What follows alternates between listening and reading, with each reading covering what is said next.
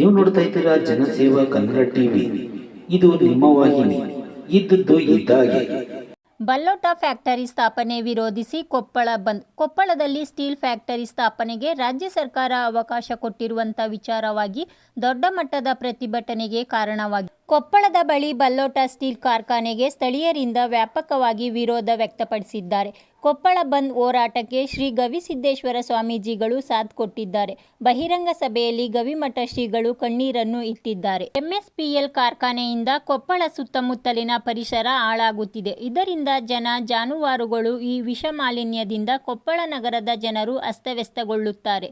ನಮಗೆ ಈ ಫ್ಯಾಕ್ಟರಿ ಬೇಡ ಅಂತ ಹೇಳಿ ಅಭಿನವ ಗವಿಸಿದ್ದೇಶ್ವರ ಸ್ವಾಮೀಜಿಗಳು ಬಹಿರಂಗ ಸಭೆಯಲ್ಲಿ ಕಣ್ಣೀರಿಟ್ಟು ಕೊಪ್ಪಳ ತಾಲೂಕು ಕ್ರೀಡಾಂಗಣದಲ್ಲಿ ನಡೆಯುತ್ತಿರುವಂತಹ ಪ್ರತಿಭಟನೆಯಲ್ಲಿ ಶಾಸಕರಾದ ಇಟ್ನಾಳ್ ಜನಾರ್ದನ ರೆಡ್ಡಿ, ಎಂಎಲ್ಸಿ ಹೇಮಲತಾ ನಾಯಕ್ ಇವರು ಕೂಡ ಈ ಹೋರಾಟದಲ್ಲಿ ಭಾಗಿಯಾಗಿದ್ದಾರೆ. ಕಾರ್ಖಾನೆ ವಿರುದ್ಧ 10,000ಕ್ಕೂ ಹೆಚ್ಚು ಜನರಿಂದ ಹಾಗೂ 150ಕ್ಕೂ ಹೆಚ್ಚು ವಿವಿಧ ರೈತ ಸಂಘಟನೆಯಿಂದ ದೊಡ್ಡ ಮಟ್ಟದ ಪ್ರತಿಭಟನೆ ಮಾಡಲಾಯಿತು.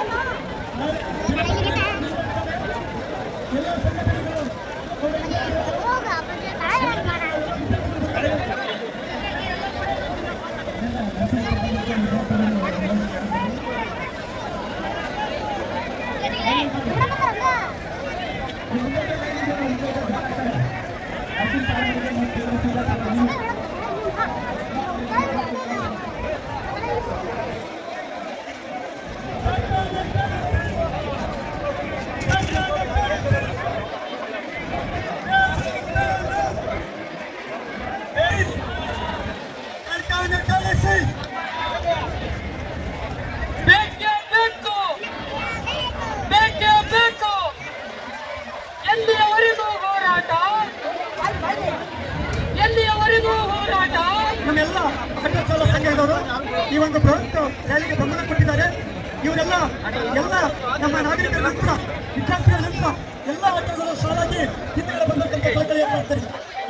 ಎಲ್ಲ ರ್ಯಾಲಿಯ ನಂತರ ಎಲ್ಲ ಆಟೋವನ್ನು ಕಾರ್ಖಾನೆ ಕಳಿಸಿ